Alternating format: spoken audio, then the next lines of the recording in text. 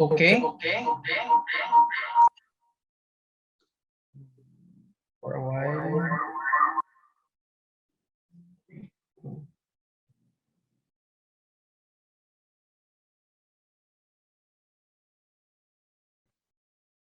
Okay, so for the next portion of our lecture today, before we introduce our speaker, we are going to let you first a simple video of what Mandawi did for their comprehensive land use plan.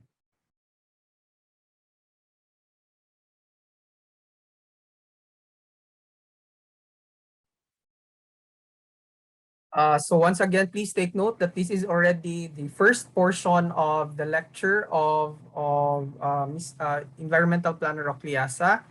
But this is focused primarily on the comprehensive land use plan of Mandawi.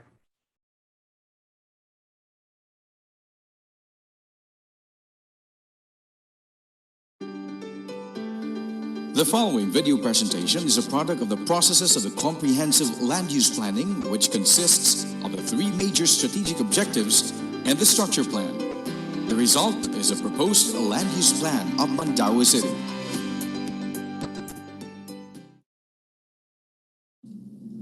These are the three strategies that will achieve the vision of the city in relation to the comprehensive land use plan. Mandawi, a green city with sustainable economic development, focused on high-quality manufactured consumer products, guided by responsive governance, thus ensuring better living standards for its citizenry. Strategy number 1 will address the social challenges on housing and education. The two most critical social issues are on housing and education subsectors. Illegal settling starts with the migration of laborers from nearby provinces, coupled with a high cost of land. To eradicate the vicious cycle of professional squatting, non-conventional ways are conceived, such as private and government initiatives. Innovative housing. Tax incentives will be given to private entities that provide socialized apartments. The city government will build public socialized apartments by converting already existing socialized housing settlements. Establishments are encouraged to provide living quarters for their employees to address their housing problem. This effort will also be subject to a tax incentive. Transitory housing development is a housing project with a livelihood component.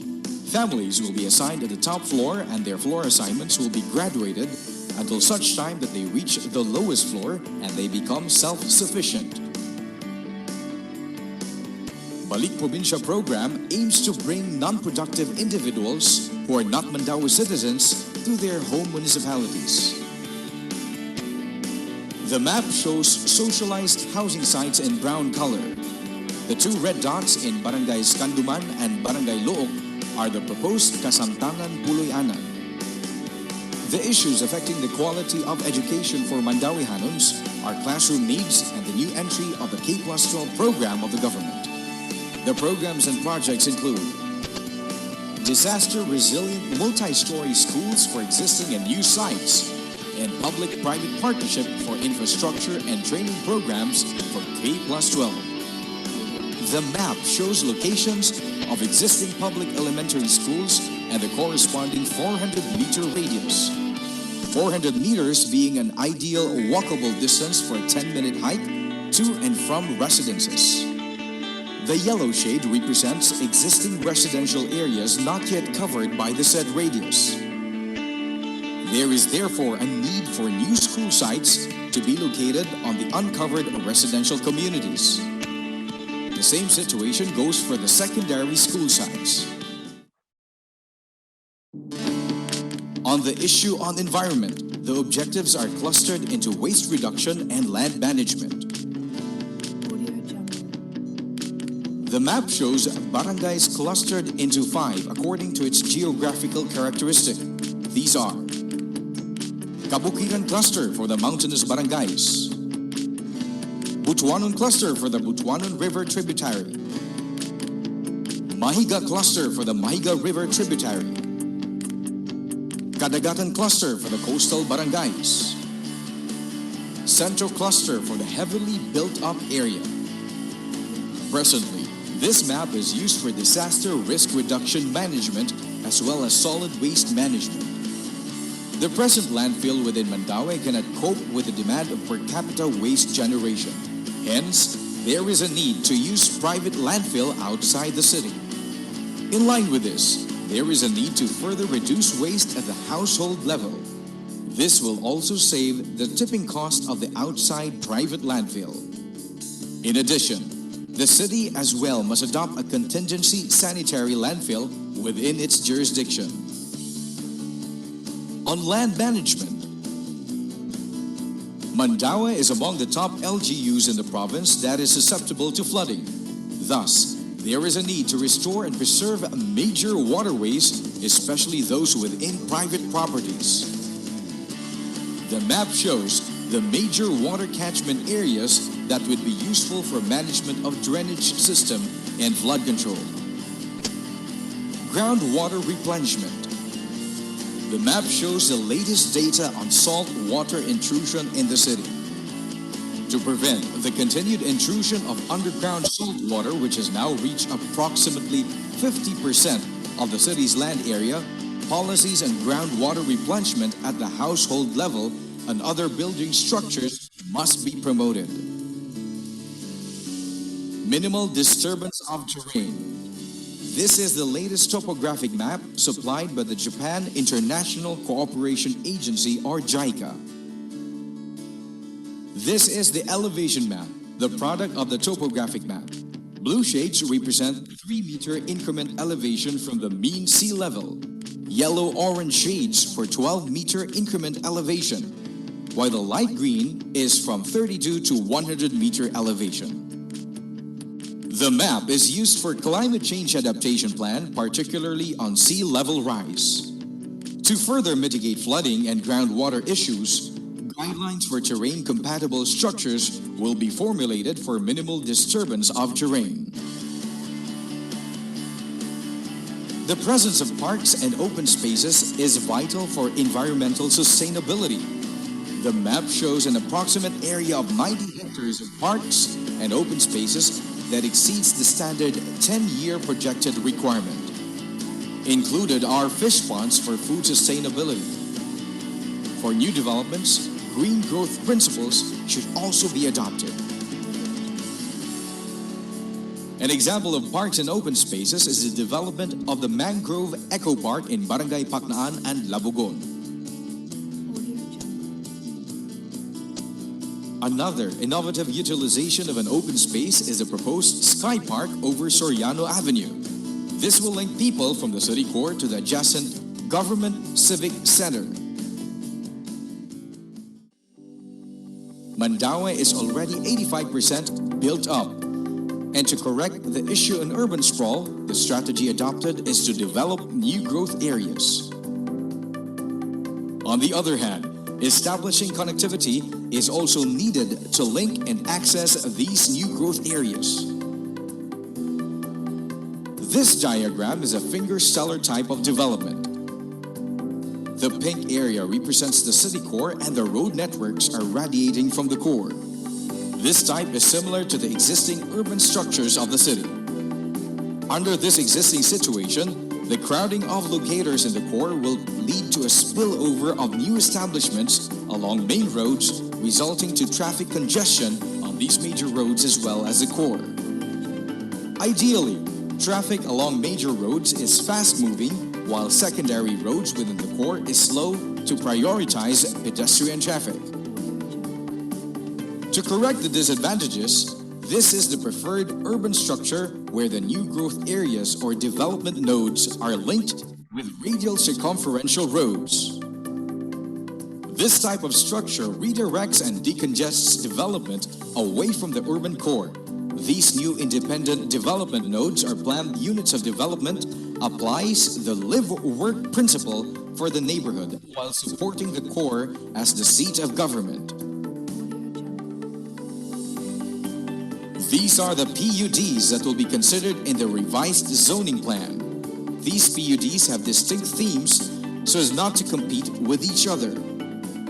The City South Special Economic Administrative Zone, which is not yet fully developed, will be the Civic and Trade Center development. Within this PUD are the initiated projects that are aligned to its theme.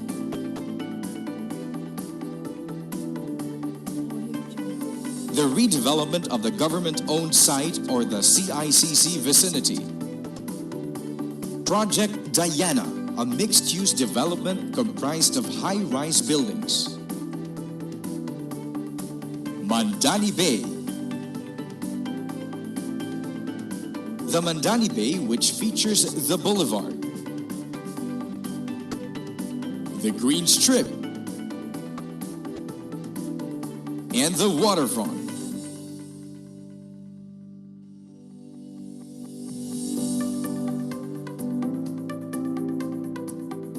The city core redevelopment, which aims to retain its poblacion ambiance and state of government, a pedestrian-friendly zone that features shabby chic novelty shops and alfresco cafes. The light-intensity industrial park development in Barangays Tingub, Tabuk, and Pagsabungan is a proposed joint venture among several lot owners. This is unique in that the existing residential subdivisions can coexist with the development of the idle lots into a light-intensity industrial use. The captured market of this PUD are high-end residential condominiums and commercial establishments with structures that are terrain compatible and considers disaster risk reduction management and climate change adaptation concerns being in a coastal area. Aside from the areas within the city that are zoned as medium-intensity industrial, this is solely a medium-intensity industrial development adopting a localized PEZA scheme. This PUD is devoted for 5-star resort hotels which will feature Mandaue globally. This includes a stadium which will be an anchor landmark in the area. This also features trendy and thematic parks like skateboarding, BMX, wall climbing, wakeboarding, and the Mangrove Eco Park.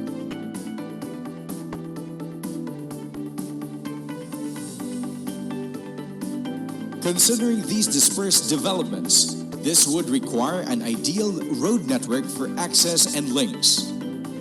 Starting from the city core, the city provides public transport corridors that are ready for whatever mass transport system the province will adopt. This includes the Cebu North Hagnaya Wharf Road, A.S. Fortuna Street, and A.C. Cortez Avenue.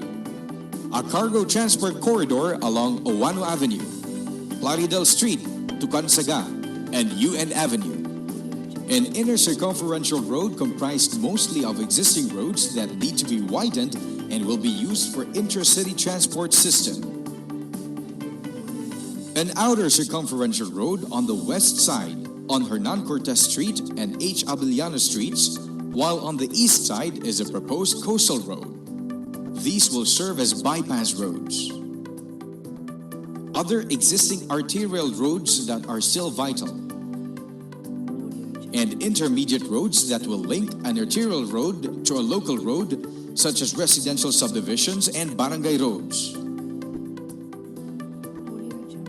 A 4-level interchange at UN Avenue and Plaridel intersection. This is a product of the CLUP study and the constant coordination with the Regional Development Council and the Department of Public Works and Highways, now a pipeline project under 2016 department budget. Another result of interagency coordination is the 3rd Mandaue-Mactan Bridge, which includes the scenic coastal road to be funded by JICA.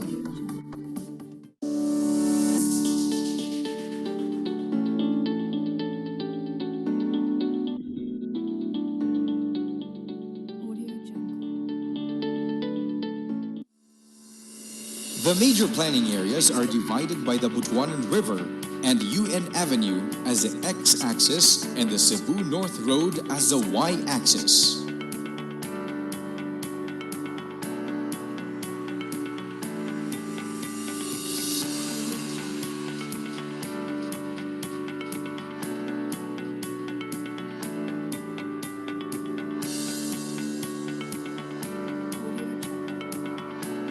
The areas are identified as quadrants with an area of 771 hectares per quadrant. Elevation of each quadrant is also considered.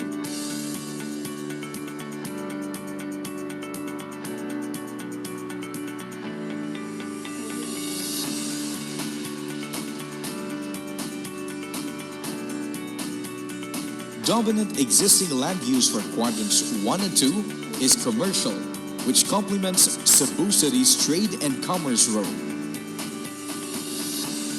For quadrants 3 and 4, industrial use is predominant, complementing the industrial expansion of North Cebu.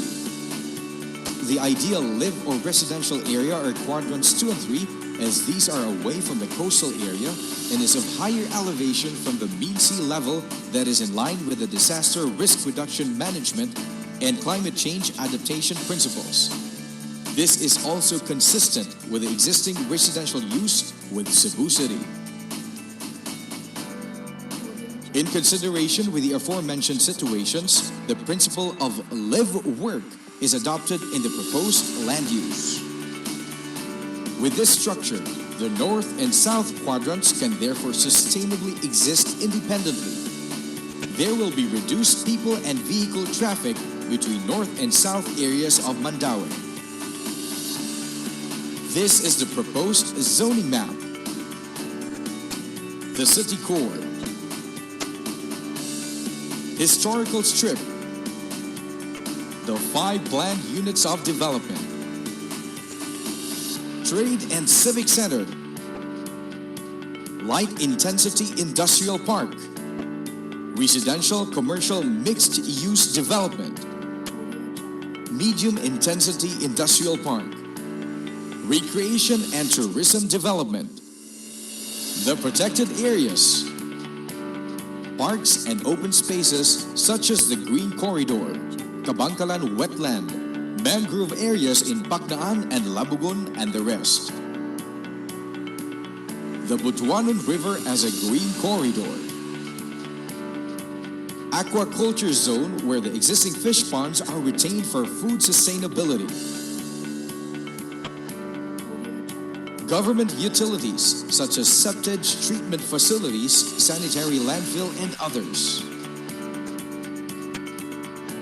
Socialized housing sites are located citywide as these are on-site developments where residents are close to their working areas. The residential zones are graduated from high to light density, starting with Barangay Subang Dako and the Banilag areas as high-density residential zone. Barangay Kabangkalan to Barangay Kanduman as medium-density residential zone, and Barangays Tawason and Kasili are solely devoted as light-density residential zone. Medium-density commercial. High-density commercial zones are strategically located in areas with multiple access, thereby minimizing traffic impact. Aside from medium-intensity industrial parks, the rest are assigned as medium-intensity industrial zones. The rest are spot-zoned as industrial for existing high-impact manufacturing establishments. Aside from the land use map, a road network overlay is established to determine the hierarchy of road functions, such as arterial, intermediate, and local roads.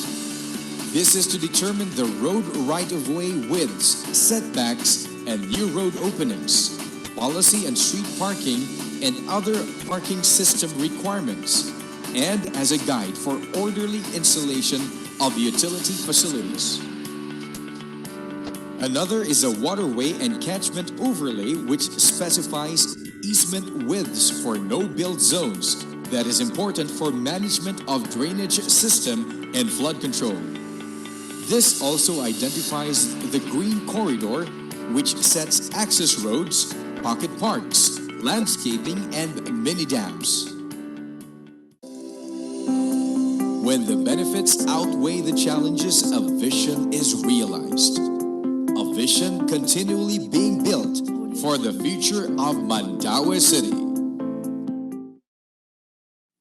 We built this city. We built this city on rock and roll. Built this city. We built this city on rock and roll.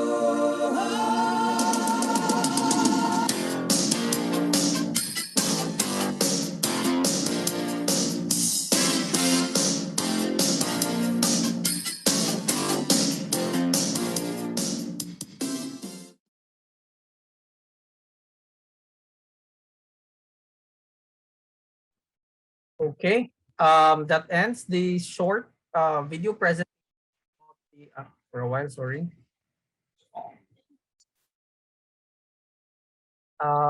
Yeah, so that ends the short video clip on the plans of Mandaue City for the comprehensive land use plan of their area. Please take note of the things that they were doing. If you notice at the start of the video, you're able to see the process of which Mandaue was able to progress and produce the output. And then, how they were able to come up with the vision and the way the visions were stated, the basis for the vision, the considerations of the vision and how they plan on producing or ensuring that that vision that they were able to come up for Mandaue City was implemented, like the projects that they need to conduct in the next future, in the next few years. Okay, so these are the things, of course, not the video, but these are the things that you can, that we are expecting from you to produce. If you can produce the video as well, then that would be great. But the primary objective here is for you to be able to produce the same, if not the same level, at least closer to it or better, in terms of the plans that you are producing, or that your class should be able to produce for Mandaue. For Bogo City. Okay? Kuan lang sa siguro, while we're still waiting, anybody of you who were able to view already the recordings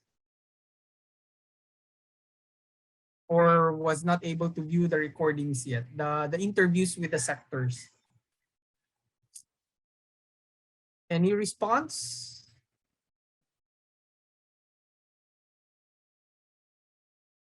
We viewed the recordings, some of it nasa sir. Okay. Please take note lang at thank you, Ms. Oncines. Please take note that not all of the sectors pa were uploaded. And I uploaded earlier this morning the second portion of the interview for the Fisher Folk. Our contact with the Bugo City government failed or forgot to upload the second portion. So if you only managed to take a look at the videos pagka weekend, you may want to look at it again for the second portion of the interview with the Fisher Folk. Okay. Before we proceed, kindly turn on your cameras for the picture taking.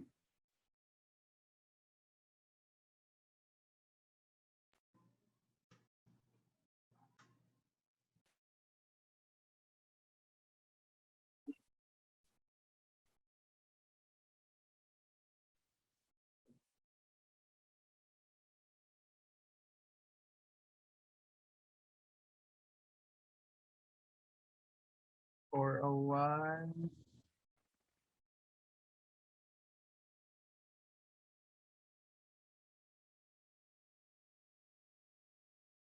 Okay, there are still others who are not turning on their cameras.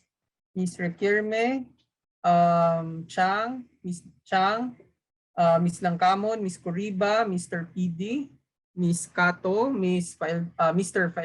Faeldonia, Mr. Dignadice, Mr. Coriba. Okay, Miss Kato, Miss Laurito, Miss Anuver, Miss Mirhan, Miss Dizon, kindly turn on your cameras. Mr. Villanil, Miss Sorabilia,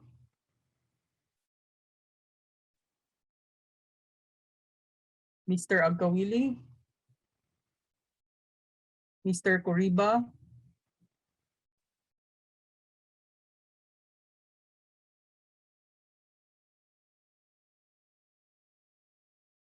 okay.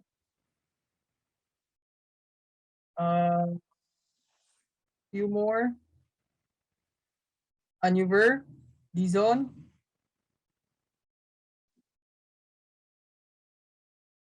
Miss Langkamon.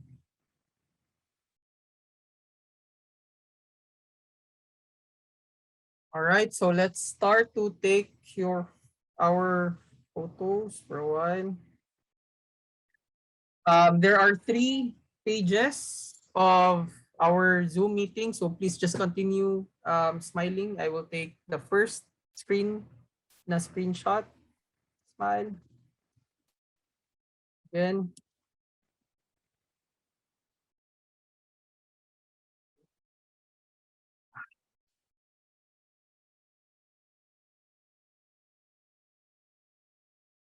Okay, second page. Smile. Okay, you may take a rest a little bit. Kadali lang. Okay, third page. Smile. Okay. All right. For one. Paspas ni Ma'am Ann. Sige. All right. Ma'am Ann, any okay. Sige, moving forward. For a while.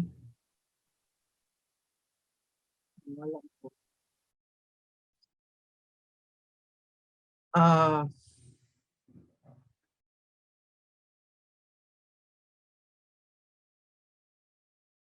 Sir uh, Rob, ma'am.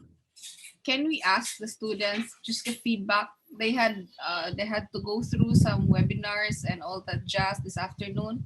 So can we just have a feedback of how did it go? Was it all right? And all that. Anybody can answer.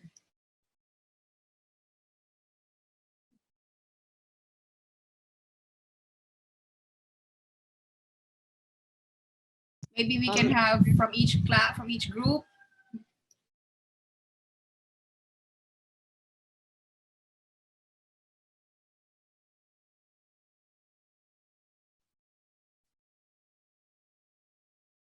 Hi, I'm from Group 4. Today's plenary I think was very useful, especially the video, because to be honest, it was a little confusing on how to go about presenting our vision. But having an actual sample, it really helps in guiding us. So that's what I thought about today. Mm. Ms. Yo, how about the lecture that you're able to attend earlier? The one earlier was also really nice because it gave us like a bit more insight about like other possible things that we probably didn't imagine. For instance, the one where we could have like parks or bridges for animals, things like that, and how that increasingly even companies are now interested in sustainability despite being expensive. So it gives us a lot of hope and tells us of all the kind of things we could try to pull off. Okay, thank you. For from the other classes?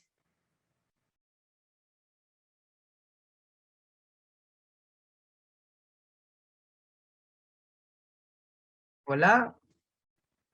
Murag magpatawag?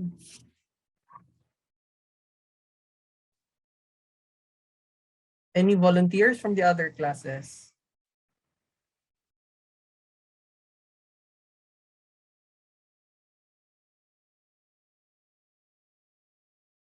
Para mo align lang siguro, I think sa our class with Architect Rosario, they were required to attend another lecture not related to AECOM. May I ask a volunteer from our class to give everybody at least a background of what you were able to see earlier during the presentation or the lecture of Dr. Bersales?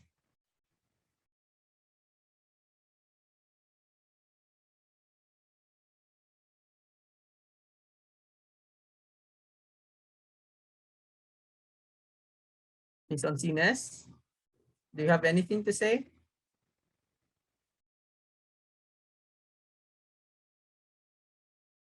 Ma'am? It's all about sir, the Casabro, the untold history, also part of mga untold histories on Arthur and more on the conservation side of mga heritage. Isa to? Kuan siya, sir. The speaker talked about the Koga documents by the Japanese, which were found by the guerrilla Cebuanos during the Japanese World War II, and the speaker emphasized that the guerrillas were not kanang recognized by kanang the people now. So magmo na siya nakasad sa fact na sa speaker, sa mention sa speaker kanina. Ano siya? Okay. All right. Thank you. For the other classes, Sir Juni, your class, did it attended the lecture, the Koga lecture of Dr. Bersales or sa AECOM? For my class, it's a bit scattered. Some were announced to attend. I announced in our lately. It was announced that they are to attend the GCCI meeting. But some also were requested to join the FB of Dr. Bersales, which I myself joined in it as well. So this was because the one that they receive in ICHPD, they did receive some confirmation, but I don't know what happened to it. So anyone from group 3?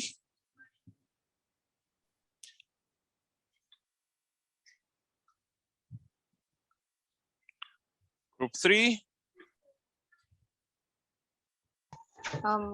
For group 3 kay kuan we weren't able to receive any email for a link, and kuan when we checked their website kay ang lecture is on on October 20 to 22. So we weren't able to attend any on today. Some of How us. about the GCCI, that the meeting ID that was announced around 1:40? From my end, sir, kay wala ni notify ang comment, and then ato ra ko nakabantay pag mga 3:30 na, sir. Sorry. So ako, sir, kay wala ko ka-join. I'm not sure for the others. Okay, anyone from group 3 who made it to GCCI?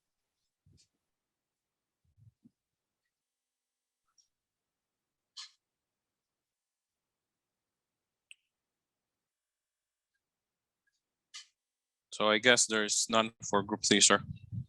Okay, sir. One last from the class of architect Nacorda and Pungase. I think you attended the AECOM na seminar.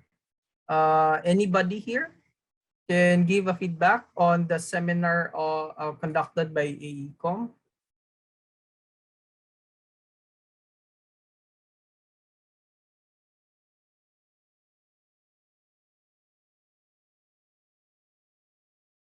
Naman, Ma'am Don, pa-assist. Wala yung tingog sa inyong class. Yeah, we hear from Erica, the class rep. Yeah, Erica's here, Miss Escudero. She's the class rep. Hello, good afternoon.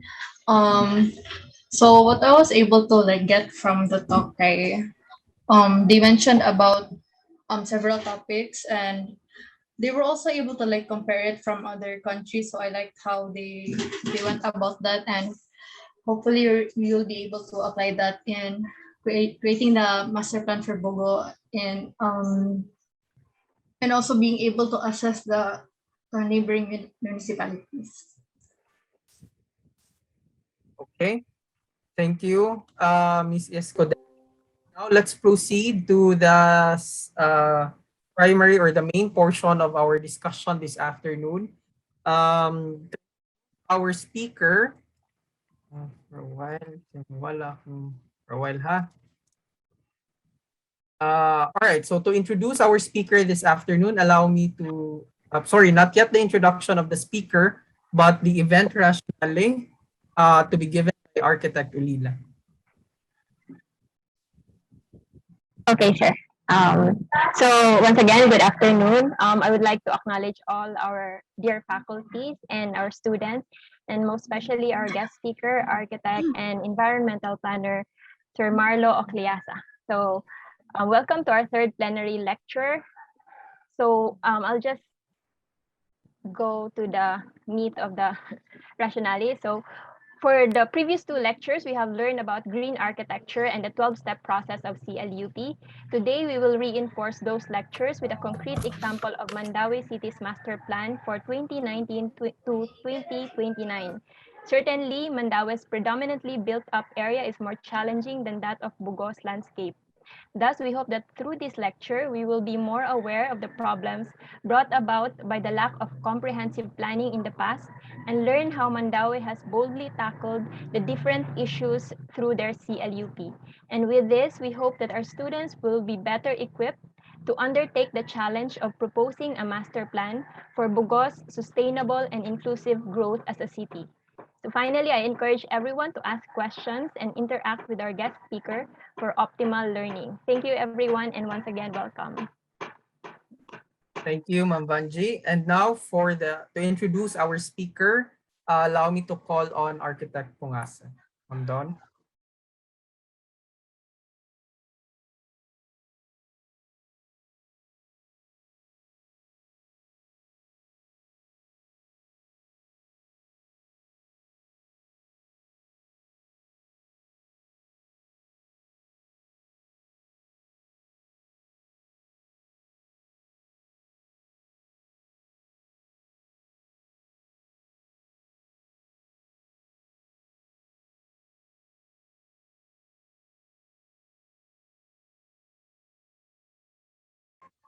Ma'am Donna.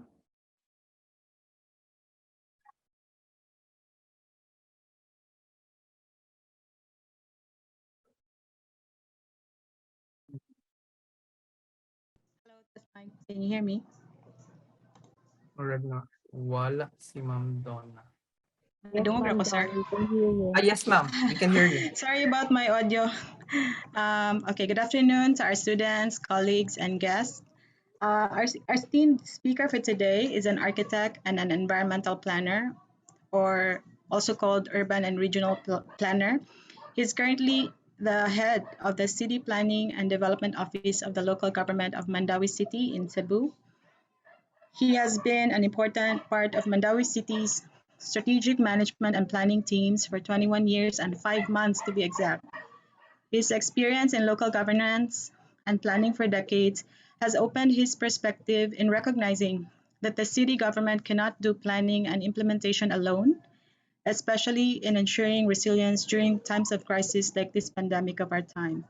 He and his teams always want to collaborate with neighboring cities and other stakeholders in the mitigation of the impacts of any crisis or persistent urban problems. Our speaker finished a degree in BS Civil Engineering from the University of the Visayas.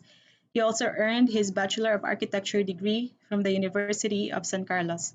He's keen about green building, sustainable design, architectural design, and construction.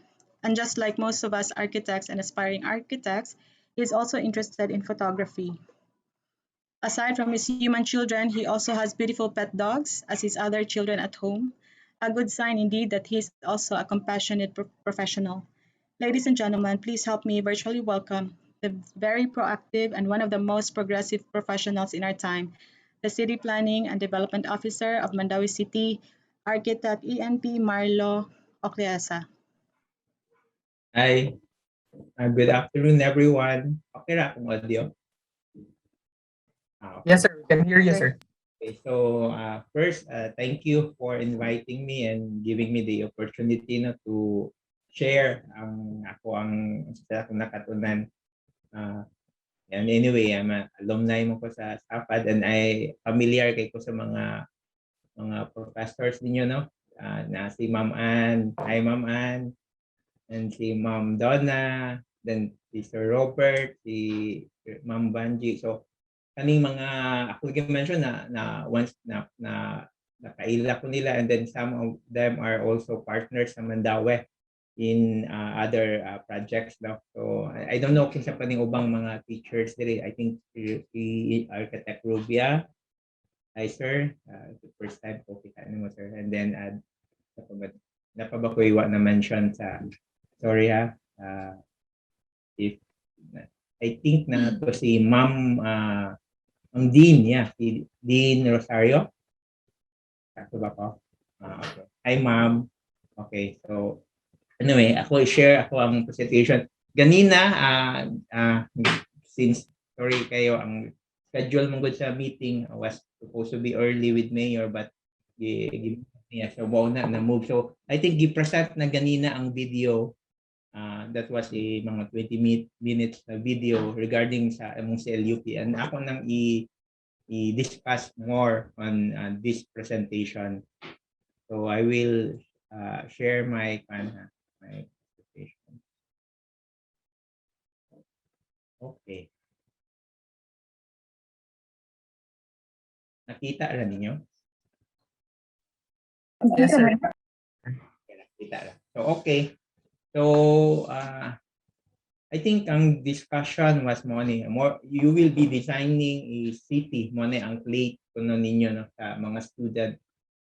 And I think this is an opportunity kay dili tanan na opportunity to design a city when kunanin mo sa actual sa reality, and make this a learning experience sa inyo ha. Kay this will teach you a lot and help you sa inyong practice. Dili lang kay kung dili mo mag planner o dili ni gamit niyo, this will really help you a lot, like how unsa may relationship sa zoning ordinance when you design a certain project. So muna inyong tanawon muna na locational clearance before sa building permit you need a locational clearance. That's the use ato ang zoning ordinance. So my presentation will be divided into 4 parts, no? Introduction, mo pan lang po sa katong planning process sa LUP. I will just discuss. I understand na discuss naman day na. And then we will be presenting Mandawi sa LUP katong video, and then a little mga presentation, and then mga future plans na mo sa Mandawi. We will be sharing this to you. And then muna open forum and closing statement. So that's my presentation. So as part sa introduction, muna ang mga books na when we formulated our comprehensive land use plan. So sa Barali na volume 1 to 3 ang kaning guide to comprehensive land use plan. So when a city or an LGU will do or formulate his LUP, mo ni ang mga procedure na i-follow, standard procedure na i-follow. Then na ay other book na kaning supplemental na sa LUP guidebook. And then we also have kaning mga strategic na mga guidebook like strategic planning. So kaning HLURB ang karon dili na sila HLURB, Department of Human and Settlement and Urban Development. So mao na ni ang bag-ong based on that new law na ang HLURB nahimo na ang Department of Human and Settlement Urban Development.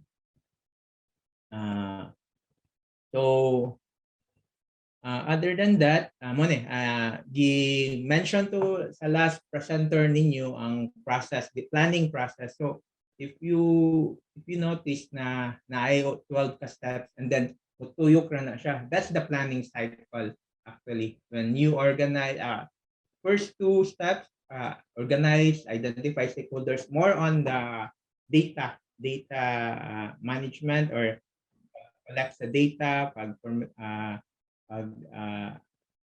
identify o kinsay mga potential stakeholders like from the different sectors, education, the social, sa environment, sa infrastructure, daghan na siya. So daghan ka gi-identify. And then after that, you set a vision. So ang vision lahi ra ni sa dream. Ang difference sa vision and the dream. Ang vision is a dream with a deadline na ay sa time frame. So mingon ka from 10 years from now, mo ni among gusto. You want to be a green city. So mo na ang vision na akay target, na akay particular deadline. Ang damgo manggod mingon, gusto na ko nyani ni but wala kay identify on how do you strategize or how do you implement unsay time frame. So kung inyo man notice 3 and 4 magbalik-balik na siya na ay na-identify na vision.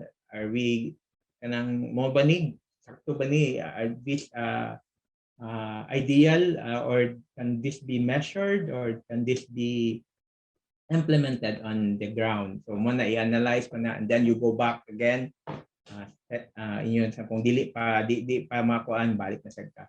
And then after that you set a goal. The goal and the objective will help you manage. This will help you measure.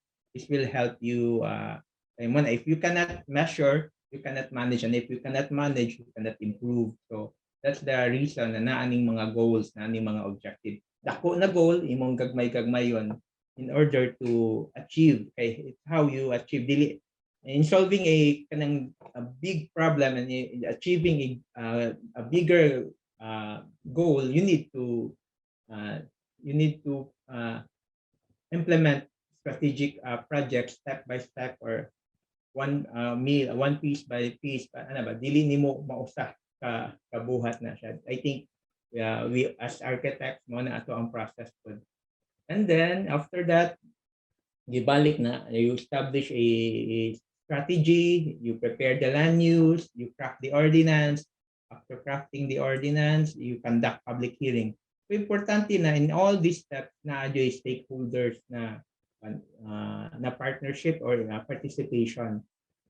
Because ang usaan na maglisod kag implement. This is ang damgo man di man damgo sa syudad sa imong sa mayor or sa sa mga politicians or within the government institutions, but this is the dream sa usa ka LGU sa tanan.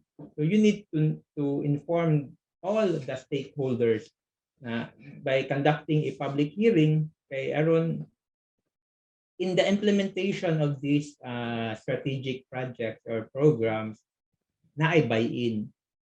Lisod kaayo pag-implement og mga projects kung ikaw rin nakabaw og walay buy-in, walay participation. That's why sa Mandawi ang practice namo is stakeholders ang collaboration to solve a complicated problem or a mga issues.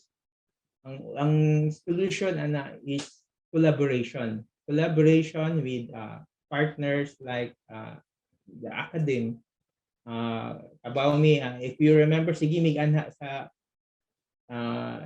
panahon pa to ni Dean Espina, kaduha ka Espina, sige mig-anha sa SAPAD because we wanted collaboration and motive jumpstart na mo para ma-awaken or ma-visualize sa among mga leaders na naa-day potential like katong Butuanon River, ipakita na to unsa may potential sa Butuanon. If you can imagine, if you can visualize it, dali ra kay na pag cascade o pag entice sa mga stakeholders to participate and be part of it. And then review, you need to review, adapt, and approve the LUP, and then you implement. After implementation, you monitor. Muna ni among stage karon nami sa 11 and 12 we are doing that. And after that, after mahuman ang imuhang time period sa imuhang LUP naman ay time frame, then you organize balik na sa step 1. That's the cycle of planning nato. So I hope okay ra ta ana. So dili ni siya ang pagplano sa LUP, tinuod na pagplano, dili ni siya inana kadali, no? So muna dili advisable na ang usa ka LGU mokuha rag consultant na mubuhat sa plano sa LUP. Dili na siya advisable and that's not a good practice kay the plan should be lain stakeholders. Okay, so akong pandali unsam dining sa LUP. So ang usa ka LGU needs to have a comprehensive land use plan. This ang output ani based on that na nakay si LUP, you can come up with a zoning ordinance and then implementing rules and regulation. But aside from that, you need as a LUP para dito na sad ka mokuha sa imong comprehensive development plan. Then after that, local development investment program, annual investment program, then mo na ang mga activity design or ang mga terms of reference. So in ana ang ideal na process anda kung naa kay sa LUP. And unfortunately for regions 7, I don't know kung highly urbanized city within the 3 city. I mean, we're hoping na by October sa regional kung highly urbanized city dai ka, ang mo-approve na is ang RDOC, Regional Land Use Committee, a technical aspect. But ang ending na kay executive presentation for the ratification of the LUP. So by October 8, that's our schedule. Inana kadugay, no? So dili ni siya dali ang ang process. So inana kadugay. But with Mandawi, we are implementing, we namin sa 11 and 12, we are implementing despite wala pa executive presentation or ratification sa LUP, we are implementing already the zoning ordinance and the IRR. I will explain it why nga nang gi-pursue. So ato nang giwan. So based on the LUP mo ni ang atuang sa Mandawi ang zoning ordinance. Mo na ang atuang zoning ordinance. Okay, so kinsa man day ni si Mandawi. So si Mandawi, I think nabay taga Mandawi diri. Sa mga student, I hope na and then I hope na ma-appreciate ninyo ang unsa si Mandawi, ang kabaw mo unsa ang profile. So in any planning stage dapat kabaw mo unsa si unsa di ay ang inyo ang profile sa usa ka LGU. Like if you are planning for Bugo, kabaw mo unsa ang profile ni Bugo. Kay I remember pagbaguan ako sa city planning na ay Japanese na somebody na daw siya planner.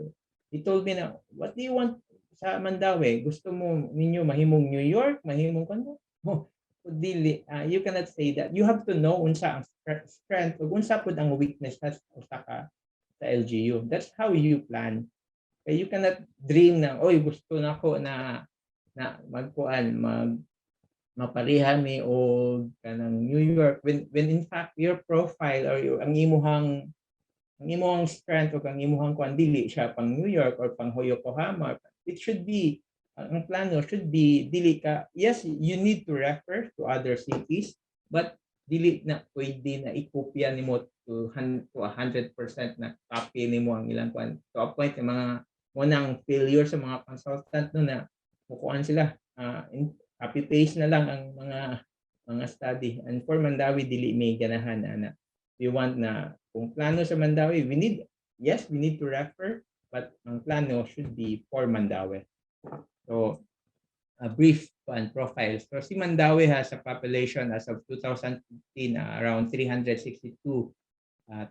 So, ang area, gamay kayo, 32.85 square kilometers. We are 27 barangays. We are located at the heart of Metro Cebu. We've been highly urbanized since 1991. An industrial hub, si Mandawi, because of the location. Because of our location, we're in the center. Most of the industries are within Mandawi. You name it, katong beer, plastic, or anything na makita na nimo sa Mandawi, and you will be surprised na aday na sa Mandawi. In fact, during the 1990s, furniture, quality. When we presented to APEC, during APEC, we went to Manila and then we presented who Mandawi was. And then in fact, masikat pa ang Mandawi home kaysa Mandawi City. No? Okay, we were told na, sa day na si Mandawi, kauban na ni Mandawi home. So we were, so masikat ang product. So Mandawi home na dire. And then I think ubang country, ubang LGUs na may mga Mandawi home na branch. And then we are a gateway to mainland Cebu. So kung if you moagi mo gateway, moagi mo sa Mandawi, you pass by Mandawi. When you from airport going to Cebu City, you pass by Mandawi, or you going to the north, you pass by Mandawi. So inaana ka strategic si Mandawi. So in fact, on I study 2013, 14, ang number of vehicle during that time was almost the number sa population namo. So, dili na ningon na 1:1 ang mga dato ang nasa Mandawi, but nagpakita na niagi jud, daghan jud niagi. Muagi sa Mandawi if they go to the north, to Lapu-Lapu, or to Cebu City. So inaana ka critical o crucial si Mandawi in terms of sa transport, in terms of iyang road network. And we have two major waterways, Butuanon River and Mahiga Creek. So actually, kaning Mahiga Creek pa na ni, Mahiga River, so Bangdako River ni siya. I-correct na natin. Okay. Next is, tepa, muna ni ang, I think nakita na mo ato, no? Dili na natin na ito ipakita. So based on those video mo, to ang na-formulate sa CLUP, na ako ni ipakita. So ang among last zoning ordinance was 1979. Tanawa ang mapa, inaana ang mapa sa una kay wa kay GIS, wala pa kuan ni dako kay kausaban. So mo ni ang na actual based on 2000, mo ni ang existing na itabo. So imagine na mo ni ang ideal 1979, and then mo ni ang actual na itabo, nag-rumble ang land use because inaana ka obsolete ang land use, because ang amo ang bagong zoning ordinance was in 2016, and then this is our plan. So dako kayo og planning gap from 1979 to 2016 pa siya na. Usually every 10 years ang sana siya. So mo na ang that's the reason na inana katunga yung makita ang land use. So formulating the CLUP, ingon sa headache, labad sa ang pag-formulate, ang pagbuhat sa plano. Mas ang pag-implement, among gitawag migraine, grabe, mas grabe na. Inana ang among ideal, inana among gusto by 2016. So daghan kayo transition na buhaton, daghan kayo og policy na buhaton. But we have to understand na ang mga existing they need to adjust lang, i-adjust lang nila, or kung katulad yung mga di na mada, they have to relocate to add to asas la conforming. That's the purpose of the zoning sa aron dili ni mapareha aning naa sa tunga na map na nagkarambol-rambol ang industrial, na sa commercial, naa sa residential. Okay. So ang vision as stated sa katong video, no, Mandaue by 29 will be a green city with sustainable economic development focus on high quality, actually high quality, high value na mo manufactured consumer products guided by responsive governance that's ensuring better living standards and for its citizenry. So out of that vision atong gi-identify to sa tulo ka mga strategies: social upliftment, integrated development, and sustainable environment. Okay. So kaning okay. From the social upliftment, unsay may mga strategic objective or mga buhatunon, we will be aiming for innovative housing. Unsa man ding mga innovative housing, socialized apartment, public socialized apartment by conversion of existing socialized housing settlement, or giving transitory housing development with livelihood component and balik din siya. So mo na ni among mga target karon if sa among base sa among mga projects karon, especially kaning transitory housing. And then sa education, atong gi-identify because of the lack of mga rooms or kanang school buildings, atong gi-identify na multi-story na atong mga schools. Dili na ta mo allow og one-story ra na mga projects just to para kaning backlog sa ato ang number of schools o kaning ratio, student teachers ratio kana. And then ang aim is for public-private partnership. So ato nang natin mga partners like the British Foundation or other foundations na to help us kay kadako sa problema, collaboration ang kinahanglan. We need stakeholders na to tap para we can implement the dream or the vision. Again, okay. So sa environment also, ang ikaduhang strategic na to na objective is we need kaning land management na to. So we need to restore waterways or preservation. We need to inventory sa groundwater aron we can monitor and manage the water, mga issues sa ato water management. And then we avoid minimal na disturbance of terrain. We all know na in the northern part or the mountain side of Mandaue, sa una grabe ka diha ang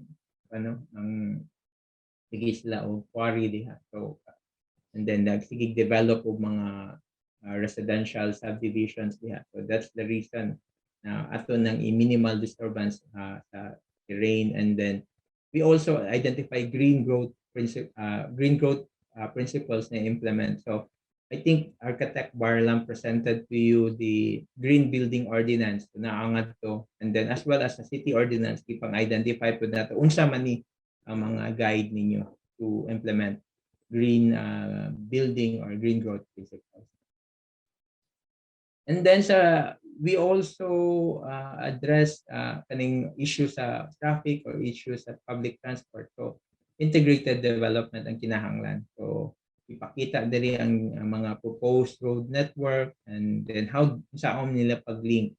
So importante niya as I mentioned ganina, ang tungod sa strategic location ni Mandaue, road network should be improve and na mga ipang open. So gi-identify ni namo diri ang inner circumferential road as well as ang outer circumferential road. Unsa pud ni pag-connect. Later I mentioned pa nina ko. And then sa LUP also, we also identified 5 planned unit development. So mga growth areas, potential growth areas na dapat i-improve. Although kaning PUD1, we have PUD1, mo ni ang existing na to na reclamation karon na hadiya sa Simandani, Gatewalk, and I will elaborate on PUD1 later. And then we have PUD2, Light Industrial Park Development. These are areas na naadiha atong mga existing na mga industries, no, naadiha establishment nila. And then muna atong gi-identify ni as light industrial park development. PUD3, residential commercial mixed use. PUD4, recreation tourism development. And then PUD5, medium industrial park development. So out of this PUD, importante kaayo na kaning mga PUD connected ni siya by a road network na ani sila link. And then ang usasad sa gikuan natin kaning gi-identify na mo na PUD based on I don't know kung na-mention ni Architect Barlam na mo ni ang mga mandatory na dapat green building siya, certified verde. So outside of the PUD, those are voluntary, no, mga voluntary. Naana sa mo ang green building ordinance. So inaana ni siya ka-importante ang PUD. Why are we doing this? Naglisod-lisod ba ni or additional cost ni? I think dili. This will show na among gi-value ang mga area because Mandaue is small ra kaayo ang land area ni Mandaue. We need to give value, and kung unsa imo ibutang diha dapat tagaan nimo kanang value na imo nang gi-mitigate ang mga impact sa environment when you develop areas within the PUD. That's why mandatory siya 3-star verde rating. Ang kaning outside man na voluntary na and ato na nang gilink sa atong incentive, no, na sa incentive code na naay mga incentive gihatag nato when you go green. I think you mentioned na ni Architect Barlam ninyo. Okay. So part of the outer circumferential road, bigger picture, how do we connect that with the other LGUs? So naatay ongoing discussion karon with DPWH region as well as JICA doing the study sa atong coastal road. So mo na ang coastal road and mo ni ang part sa amo ang outer circumferential road. So the outer circumferential road itawag sa dinamo bypass road. Na if wala jud kay tuyo ni Mandaue, dili ka sa outer circumferential road or sa bypass road or sa coastal road. And then the coastal road na interchange na wala na nato na present sa detail na interchange to the fourth bridge. Natay fourth bridge umaabot. We're hoping na it can start by 2023 kung mahuman na ang alignment. Okay. So mani akong gi-mention ganina, no, inner of outer circumferential road. The yellow one munang among inner circumferential road that will connect all the 5 PUDs identify namo. And then the outer circumferential mo ni ang kung wadyo kay tuyo sa sud sa Mandaue, pwede ka mo gamit aning outer circumferential road. Those roads are na-identify na needs na ay kinahanglan road opening as well as widening as well as road improvement man nagipang diha ang focus nato within the next 10 years sa kaning mga road network. Okay. So akong dako man to ang Mandaue, let's focus on one PUD. This is PUD1. So atong gibuhat unsa to atong gisulti, you need to know unsa i-profile within the planning imuhang planning area nimo.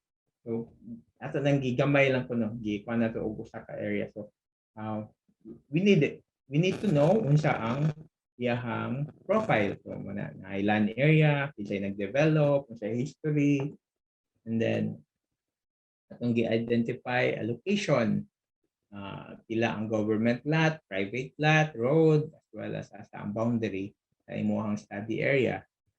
And then atong gipakita unsa man na diha. So it's a 95-hectare development by FF Cruz and in partnership sa city, no. And then atong gipatan-aw unsa man ang present condition na si Park Mall, na si UC Chongwa ba ni o UC.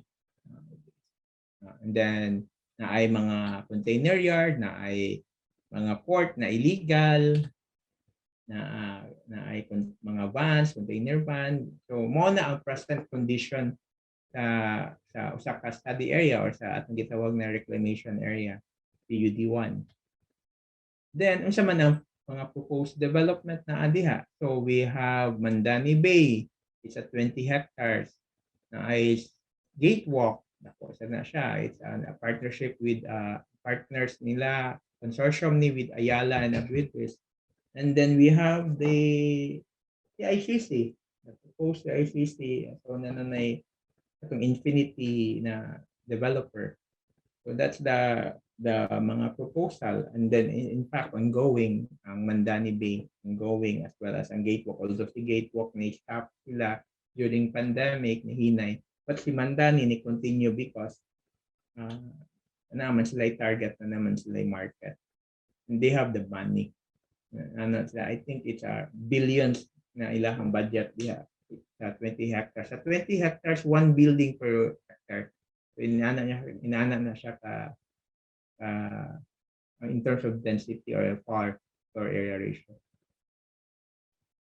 And then kinsa may mga conforming, non-conforming, sa may mga special uses diha within the study area or the PUD1. So atong na-identify na ay 31% non-conforming, only na 59% conforming, and na mga idle lot na 10%.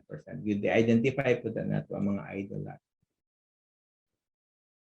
And then when you have this data or kato pang ubang mga detail na data, mo na unsa man ang mga land use na atong angay foresee in the next 10 years, atong gipang identify mga conforming na land use unsay possible.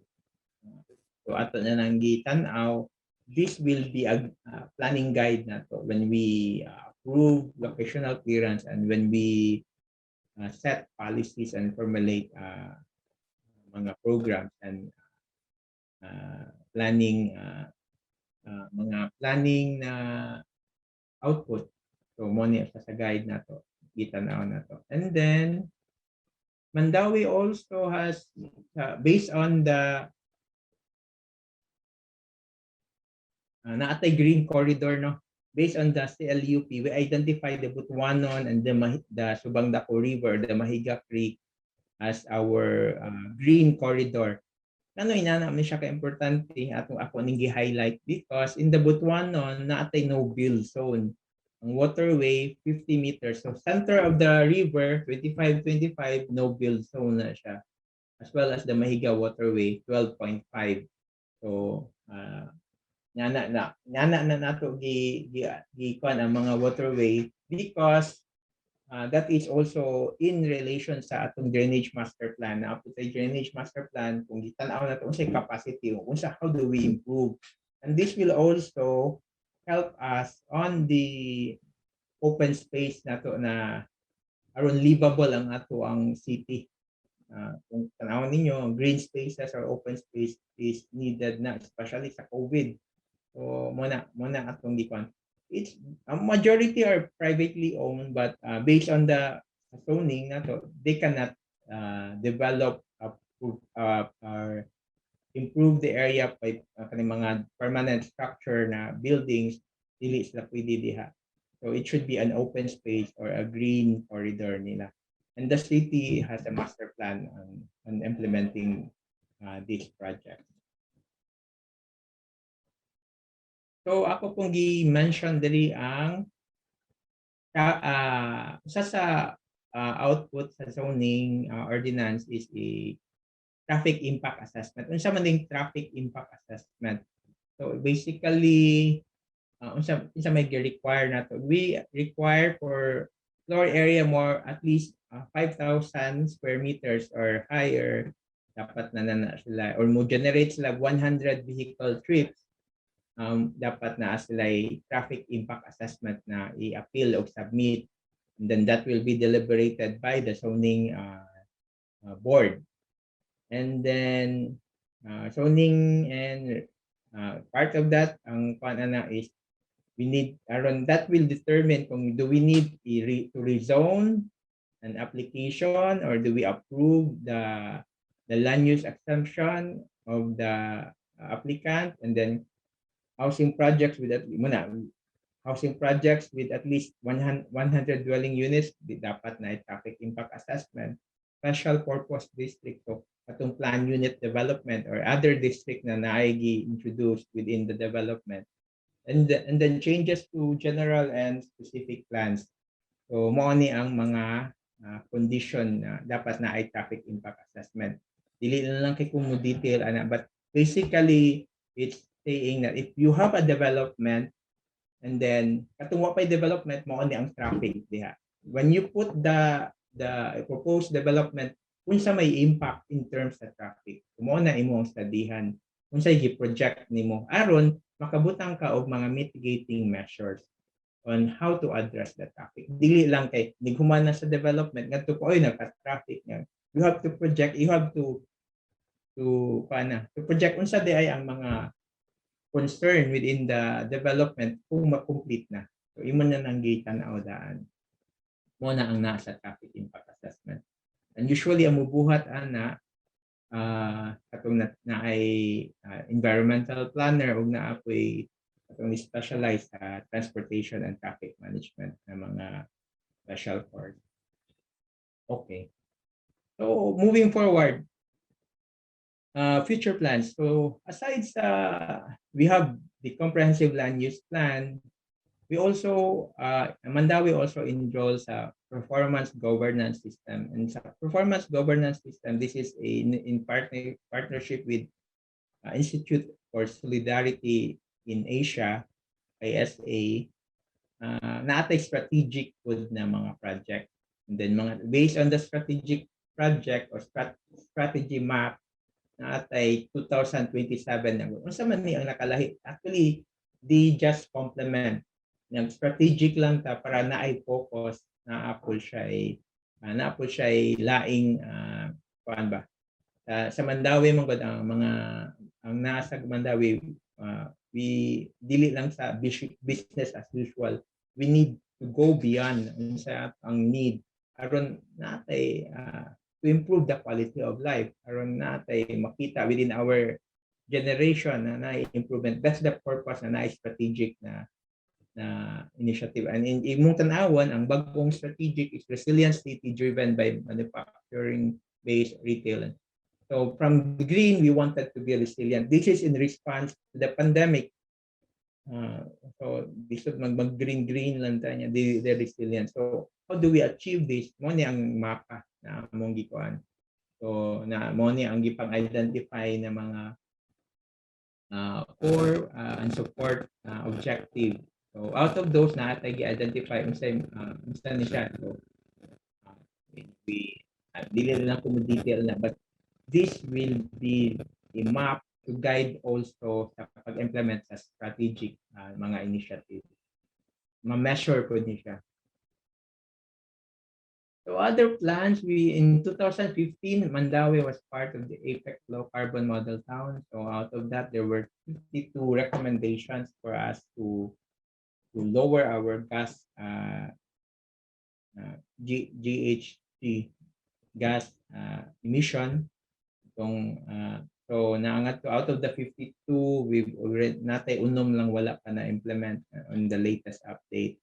And then the other ongoing and we've already implemented. If you notice natay bike network, bike lane, those were part of the study. So that's the reason when the pandemic saw the need na bike lane na ready na ta, because we already had a plan.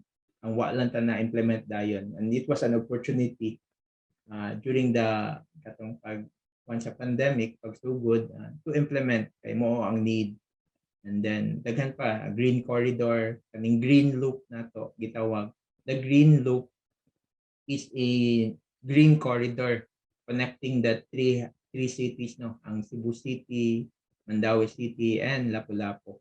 So it's a network, so na we're hoping na kuan na siya, na ay mga gi-develop ang kuan na is pedestrian friendly, bike friendly, and then na ay mga greens, open spaces. So mo na ang target ana. So ang usa pud atong mga low carbon model development in Mandaue. So aside sa CLUP, we have the 10-year ecological solid waste management plan, the safety closure and rehabilitation plan of our dam site, our local climate change action plan, our climate action adaptation framework, our local public transport route plan. So basically, these are mga plans na mo complement sa atong CLUP. Remember, atong CLUP is just kung kuwan pa na siya, kaya ang nagsugod, but we need a detailed plan, mga more plans to support aron mas malig-on pa siya on how do we implement. And when we make a plan, there naa na siya adjustment. We need to adjust. We need to monitor aron about dili dahil ni siya pwede, can we change our strategy but never change the vision. Dili na kadali ang pag-change of vision. So you need to adjust your strategy on the implementation of the plan. And ang usa sa atong strategy is we want to implement projects na pilot ba, aron na makita dayon ang community, ang engage dayon ang community, ni kasabot sila why are we clearing the Butuanon River, nganong ato man nang i-clear ang mga informal settlers diha. Kasabot sila mo dayon ni green corridor di ay naaday plano, bigger plan, and then we are implementing this. Kaya tungod sa kadako sa problema, we cannot have usa ka budget dayon. We need to ask budget from national and other stakeholders. That's why we are implementing it on a pilot phasing.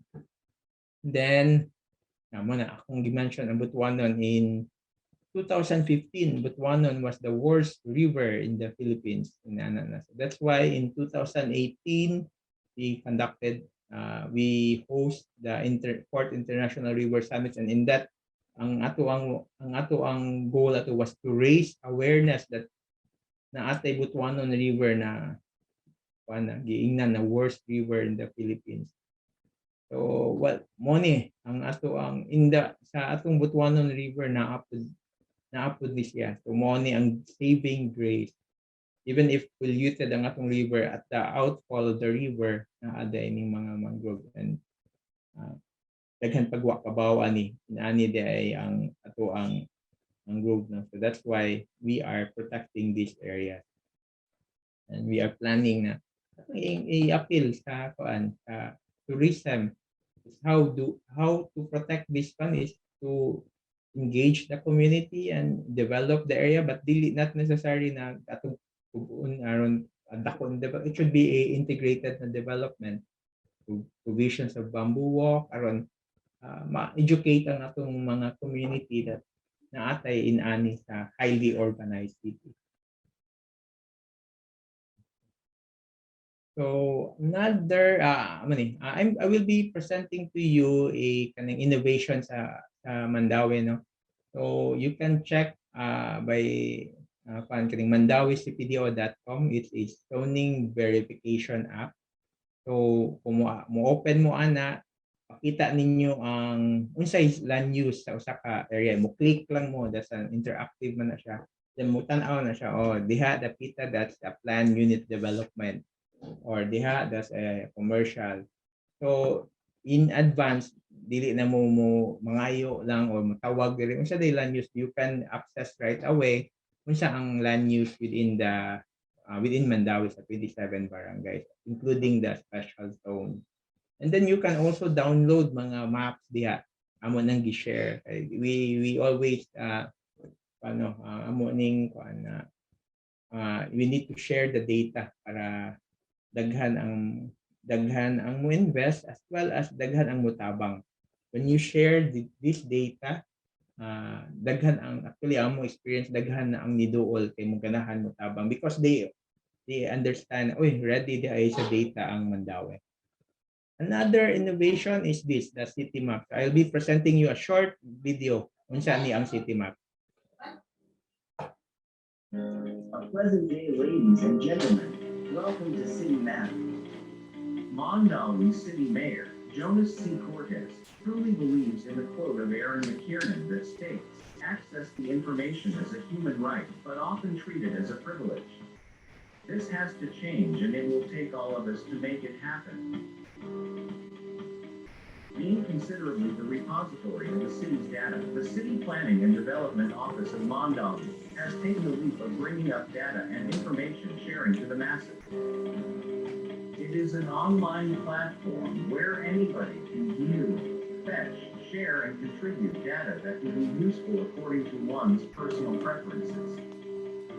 A platform conceptualized to bring about free access of information between the local government and its stakeholders. The City Maps concept is somewhat your way around the city. It is a venue where you can get everything you needed to know about the city of Mondawi.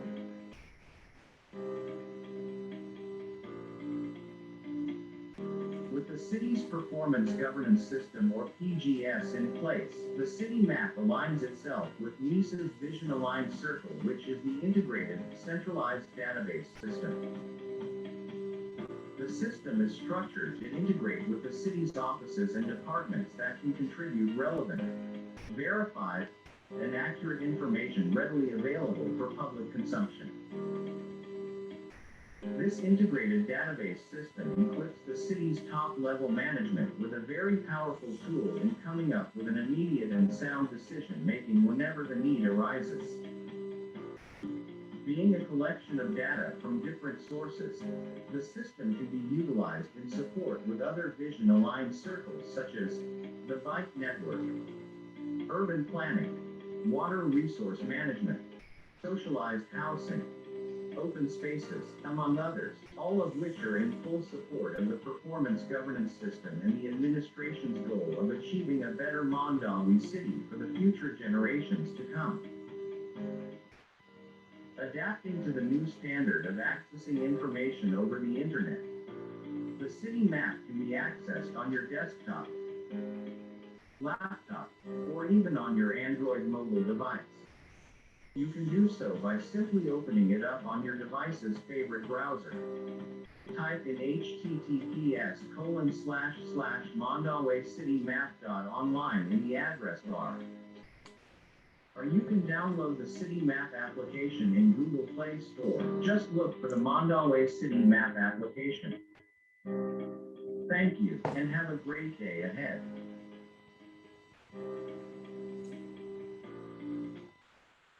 Okay, so I think nanatas akoan. Kung makita to yung video, ako tong kinalasan no, nangganga. So inana po ka muna ako ang smile. So I think nanata sa open forum. Yes, sir. Before ko statement. Okay. Sige, so now the floor is open. I will manage the open forum component. Anybody from the students who wish to ask Sir Ocleasa or any parts of his discussion that you wanted to be clarified?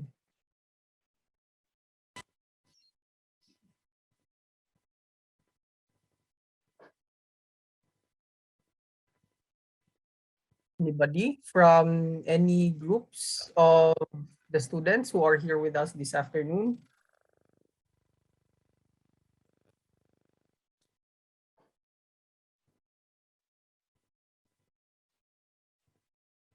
Sir, maybe I could start lang siguro. You mentioned earlier na katong the easement of the river, katong the easement nag-identify ni Mandawi for the rivers is bigger than the urban than what is required by the government. Ngano ka sir na nakaingon si Mandawi na Mandawi's easement should be bigger than what is required by the national government? Well, duha ka strategy ang gi-address. Ang first is ang flooding. Based on the drainage master plan, morning ang capacity sa existing river or sa waterway cannot anymore panang address the flooding ba. So ato nang gitanaw na 100-year period so meaning ang pinaka worst na uwan atong gitanaw. So mo na ang usa sa kwan. So based on that easement or na requirement mo po na ang safe zone.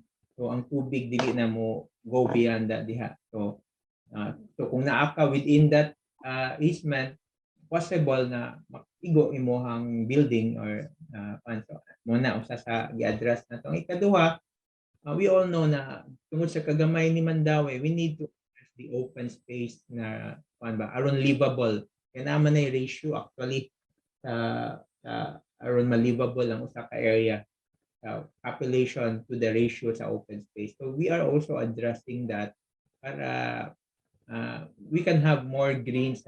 Inaapot ay recent study we called the GUHIT or the heat index study conducted by UP. Ipakita nga to na nagkainit ang area sa Mandawi and areas na naay green like the mangrove or katong mga greens na to bugnaw siya. So ato panang gi-address. So muna ang sa national requirement is only 3 meters easement for urban settings, but for Mandawi ni go beyond ka because that is the need. Muna ang profile. So that's how muna importante na dili na dapat kopyahon mo kopya tas ni Mandawi kay 25 but tanawan nila ang profile unsa man day ang need nganong naa may mga rason nganong inaana ang requirements. If you notice ang subang dako or ang subang dako river o Mahiga river compared sa Butuanon mas gamay ang iyang easement because mo po iyang profile. Okay, thank you, sir. Any questions or clarifications from the students? Or if the colleagues, the teachers as well, have any questions for Sir Marlo or just a comment, you can also give your comments or additional information. Sorry kaya kung nilapas ta, I think 10:30 lang ni Mohamed yung klase, no? Okay lang sa mga students. Yes, sir. Sige lang, sir. Okay lang ni sila, sir. One question from Ms. Kato. I want to ask how you plan to address the problem of uneven roads due to the heavy trucks that use the same road as normal cars in Mandawi. Is it possible to establish routes just for the heavy trucks so that they do not always pass through major roads? Yes, that's why importante ang zoning. I-zone mo asa imong industries aron katong mga road na leading to the industries imong i-widen ang ilahang mga roads. And then you make sure na naay mga maneuvering ang ilahang establishment aron dili sila mo gamit sa daan to maneuver sa ilahang mga trucks. Kaning uneven road, I think it's more on the implementation. So we make sure na kaning ang mga standard like pila ka inch ang gamiton na road concrete diha. So i-enforce din na siya. So moto is it possible to establish na mga ruta for heavy trucks? That's why ato ang land use zoning ordinance we identify ang truck corridor. Ang truck corridor 24/7 open na siya. So ang areas na katong walay dili truck corridor naratay truck ban. That's why gilimit na to na certain area ang mga trucks kayo dili siya truck corridor pero we have to recognize ang unsa pud ang contribution sa mga trucks sa mga logistics, no? These are very essential mga sectors na mo pud ni sa kay kung layo na pud ni sila magkamahal na pud ang ato ang mga products. So we have to help them also but muna we have to organize them and we have to provide infrastructure like na truck corridor kaning bypass road kaning coastal road that's the future bypass road na gamiton pud sa mga truck in going to north and going to Lapu-Lapu. So So muna ato ang gibuhat. Okay, thank you, sir. Ms. Kato, okay na to?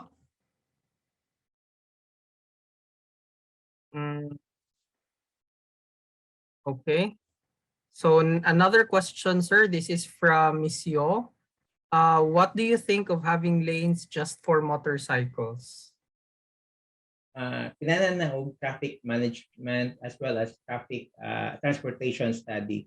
So muna importante kaayo na dili sa magdali-dali sa atong decision that this will affect. At tanawan na to, i-compare na to ang EDSA sa daghan na kay na sila gipangbuhat ng mga strategy para mawa ang traffic but nakasulbad ba. So I think ang traffic is just a symptom ra ng traffic. Ang issue is transportation. So to solve the traffic, you have to solve root cause. Ang root cause is transportation. Kuwangan tao ang transportation system na to. Kinahanglan na to i-upgrade. So kinahanglan na to i-explore and other transportation like MRT, BRT, mga public transportation. If you notice other countries, mang dili ka kinahanglan og sakyanan na personal na sakyanan, private na sakyanan because ang public transportation are efficient, effective na kayo.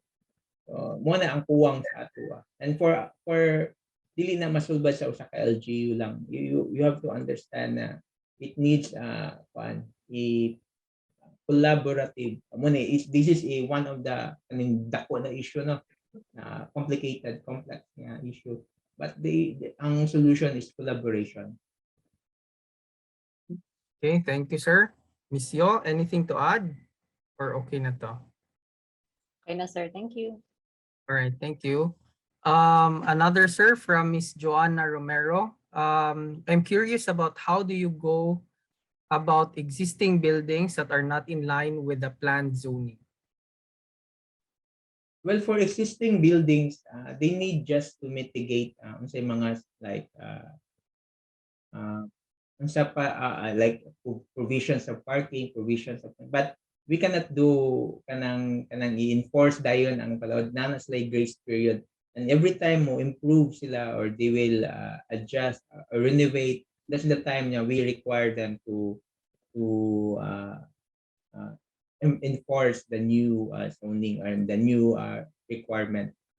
Dili kita like there's a transition, we call this transitory program na they will undergo, and then para like just like PUD1 kaning atong reclamation na ay mga non-conforming diha na mga establishment, but na naman sila diha. So what we did is we talked to them, and then unsay mga adjustment to prevent the traffic, unsay mga impact the safety, sila may ni-adjust, but gitagaan na to og time frame. Okay, within 2022 mo ni ang iyong target. So inana ra ang pag-implement. We cannot enforce it right away. Okay, thank you, sir. Ms. Romero, okay na to? Yes, sir. Thank you. Great, thank you. Last two more questions, sir. From Mr. Manghihilot. Good evening, sir. Before I give my question, I would like to applaud the efforts of the CPDO and the transparency of the information of the city. I was then one of the senior high school students of St. Louis College, Cebu, who was able to have an immersion in your kind office, and we were able to check and review on this. My question is, are there any buffer zones observed along the protected areas like the mangrove areas in the city? If there are, what are the bases for establishing such? It's an ini-ask na question. Sorry, di ko... Mr. Manghihilot, sir. Philip. I cannot recognize you, pero I'm sure, thank you sa imong comment. And then for the buffer zone, we have a zoning ordinance, and na-identify that na dapat na ay 2 to 5 meters na mga buffer zones for non-conforming na mga zones na nagtupad. As well as kaning atong easement, these are buffer zones. At sa mangrove sad na naapuntaan na. We are currently talking within we are formulating our local conservation area, LCA, to support the protection of our mangrove. Okay, thank you, sir. Moving forward, Mr. Manghilot, okay na ta? Yes, sir. Thank you, sir. All right, thank you. From Ms. Gakilio, I want to verify, good afternoon, sir. I want to verify if there has been plans of socialized housing projects mentioned. Is this part of a resettlement program? Naana ba examples of who are its recipients in progress in the implementation of the CLUP? It was mentioned in the video that there is a problem of informal settlers in the city from other provinces of Cebu. Yes, aside sa CLUP, we also conducted our local shelter plan. Bago lang siya na-approve, I think this year lang na-approve itong local shelter plan. And in our local shelter plan, na-identify na to, we have 8,000 plus backlog sa housing unit. So inaana kadako ang problema sa syudad, no? And then with that plan, ato pong gi-identify and how do we address and how do we implement and to address the issues sa backlog of sa housing. So sa currently atong focus karon is na sa Maharlika housing project. If ang mga familiar taga Mandaue katong nasunugan diri sa Tipolo tupad at bang sa Immaculada, so naay nasunugan diha ay mga almost sila ka families to nasunog, but we identified 530 families na beneficiary for this housing project. Currently we are doing the design concept in partnership with Philippine Institute of Architects, and muna ato ang gitarget, and next year we are hoping na nanay makitang project diha with gibudgetan na nato. And we have existing pud mga socialized housing, but right now ang atong gi-implement man gud ang tenement or mga low rise building na so dili na ta based on the local shelter plan. Ang strategy should be, because of the limited yuta sa Mandaue, kana na ang strategy para daghan ang maka-benefit or matagaag value ang pagpalit sa yuta. Okay, thank you, sir. Ms. Gikilio? Yes, thank you, sir. All right, thank you. One more, sir. In establishing the zoning of each area, what should be prioritized? Should it be based on the major type of infrastructure in the area, or are there other strategies that you could suggest? Actually, you have to consider many things na many factors, but one of the factors na mo i-consider sa may dominant use within that zone. So if ang dominant use residential, so leave it as a residential area. But how does it affect future plans LGU? Mayroon ka residential area but your LGU project na road network diya. So mas maayo siguro ang i-commercial ang area kay mag-opening og daan, ano ba? So daghang factors, but basically when kung mo design mo, I think in any project, you need muna kung ibalik-balik, you need to know the profile. You need to know unsa ang weakness, unsa strength, unsa pud ang if you do this, unsa may effect, unsa may projected impact. Inyo nang tan-awon. So daghan kag i-consider, dili lang usa actually. Pero you start with unsa man ang actual karon, unsa man ang dominant use. Okay. Last two more, sir. Then last one more, and then Architect Pungase. This is from Ms. Nugas. Good afternoon, sir. What are the action you took in regards to the informal settlers in Mandaue, especially when they don't want to move and it becomes an obstacle for development?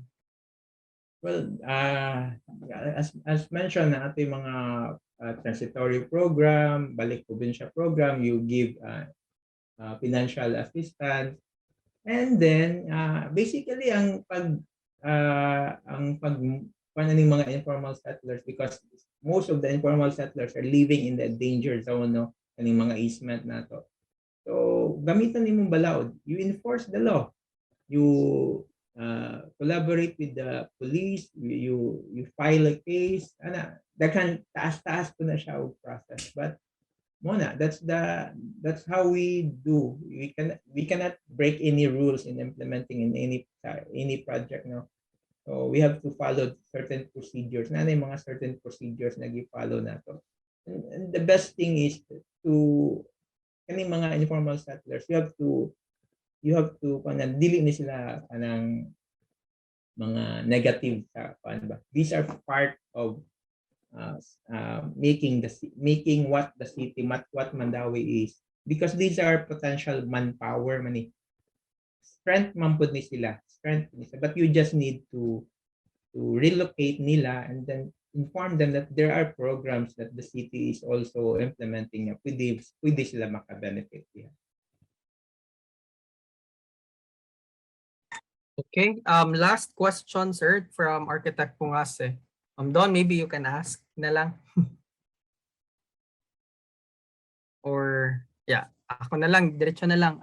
Can I ask, is it expensive for a city to have a database like City Map of Mandaue? Yes, expensive siya, and then paano siya? It takes time, no, to but ang nindot ani once you ang among venue like online app na you can share the data. Dali ra pud ang pag sustain or update sa data, because once you share ang kato nakagamit or naka-benefit, they will always come back and say once ni among results sa among mga study, and then mo ni mga update. So sa sugod, expensive siya because you need to develop a system and you need to gather the data. Ang gathering data, pare-pareha na 50-50 na sila, naka-expensive. But ang atong gi-address karon is how do we sustain na dili ni siya every 3 collect ang data mo buhat na sa kaana. Ang ato is how do we make it sustainable, meaning aron mag-continue siya og update na lang, sige kag update. So that's why atong gigamit ang technology, ang online na platform to do that. And we're hoping na kani ato ang city map which will address that will be successful in the future. Okay. Thank you very much, sir. Thank you for the questions as well raised by the students. Napakay i-add, sir? Yeah. For my closing statement,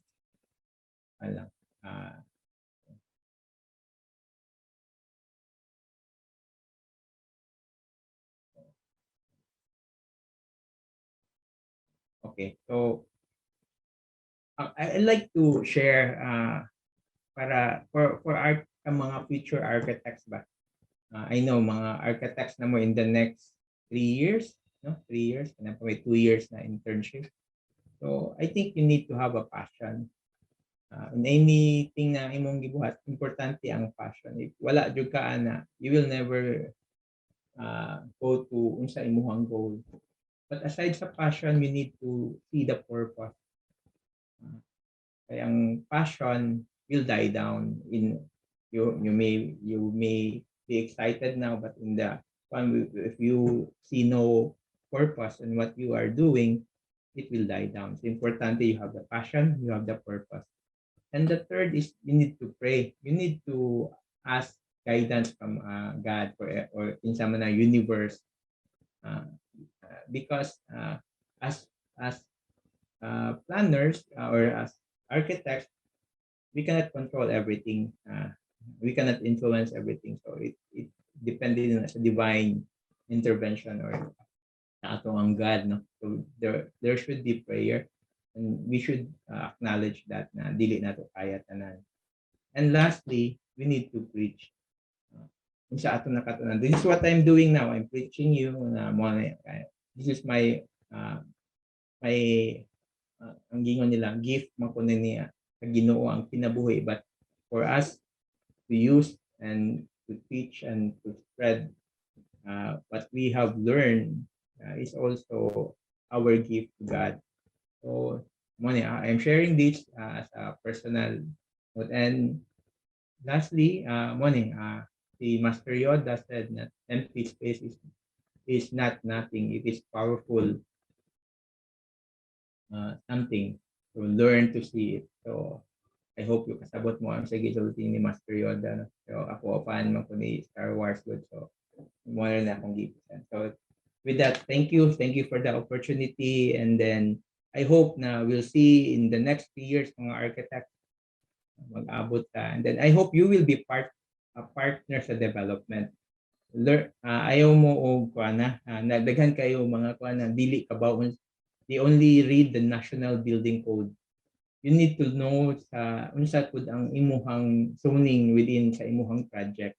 Ay pataka og kanang design kag industrial ang imuhang zone residential da. You have to advise your client, uy, ang imuhang zone kuan man day ni.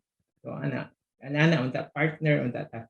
So dili lang kay daghan kay mga bagong architects na hindi koan hatag project diretso dayon build dayon without any permit, but dili na you have to approach kaning mga sa city planning sa building official kay open naman na siya, and data are now shared na naman tay mga online system or online na website. Tanawa ang data, work on the data, you design using the data. Importante kaayo, it will affect your project.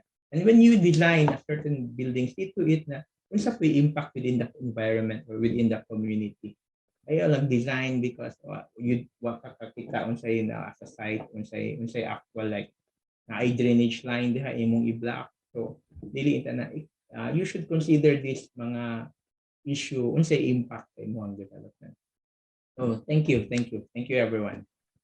Thank you, sir. So basically, mura siya be part of the solution, not part of the problem. Yeah.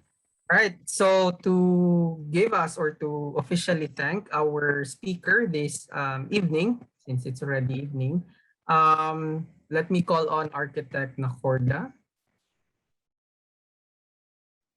Come on, for a while, let me spotlight you first and then Ayaw ako i-spotlight ang iyang certificate. Oh, kadali lang. For a while. Hi, sir. Hi, ma'am. Hey, sir. Long time no see. Okay. Sige. University of San Carlos. Sugod na ko? Yes, ma'am. Sugod na Sorry. ko. University of San Carlos present this certificate of appreciation to ENP architect Marlo Ocleasa for sharing his valuable time and knowledge about sprawl, smart development, zoning innovation, urban rural regeneration this September 27, 2021 at dili na 3 p.m. this evening on Zoom. Signed by Architect Angie Nacorda, Chairman of the Department of Architecture, and Architect Margaret Rosario, Dean of School of Architecture, Fine Arts, and Design. Okay. All right. Thank you, man. Welcome. Thank you, Sir Marlo. Now, thank you. All right, so nanata sa tail end of our program this evening. Allow me to call on Ms. Mendoza, Casey Pauline, to give us the closing remarks, and then afterwards, Ms. Gabriel Ico for the closing prayer. Distinguished guest speaker, instructors, and fellow students, good evening. In behalf of my fellow architecture students from the University of San Carlos, I would like to thank first and foremost our speaker for today, Architect Marlo Ocleasa, for taking time out of his busy schedule to partake in this talk and willingly share his knowledge about Mandawi's comprehensive land use plan for today's lecture about sprawl, smart development, zoning innovations, mixed-use development, urban or rural regeneration or revitalization. These have certainly given us more concrete insight as to how we can develop strategies for our own projects as students and maybe even as professionals in the future. Second, to the facilitators of this lecture, our design instructors, for giving your utmost effort in arranging a seamless event and for giving us this wonderful opportunity to expand our knowledge. And lastly, but certainly not the least, to the Almighty God for blessing us with another day and making this lecture possible for everyone. As we close this event, let us keep in mind Architect Ocleasa's advice on the importance of determining a city's strength and weakness in order for one to set realistic visions, goals, and objectives for its development. To all participants, hopefully we could take our learnings by heart and be able to apply these in our future works and projects. Once again, thank you everyone. Stay safe and have a lovely rest of your day. Okay. Thank you, Miss Mendoza. Now, for the closing prayer, Miss Iko.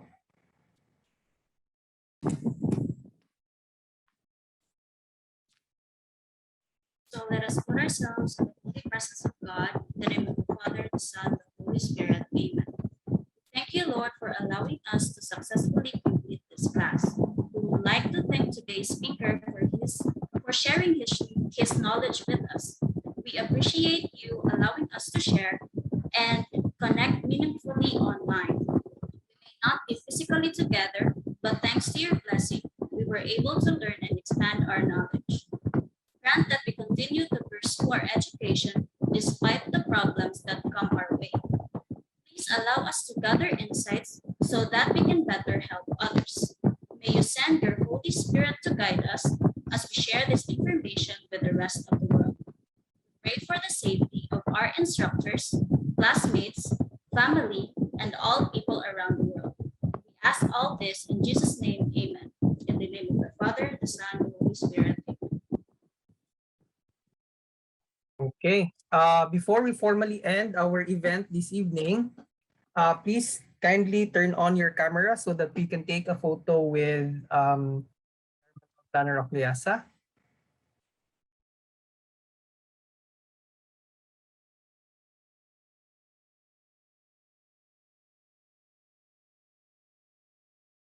Ma'am Ann, pwede ko pa-assist? Mas paspas ka mo screenshot.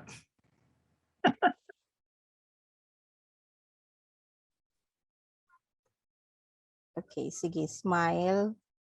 Page 1.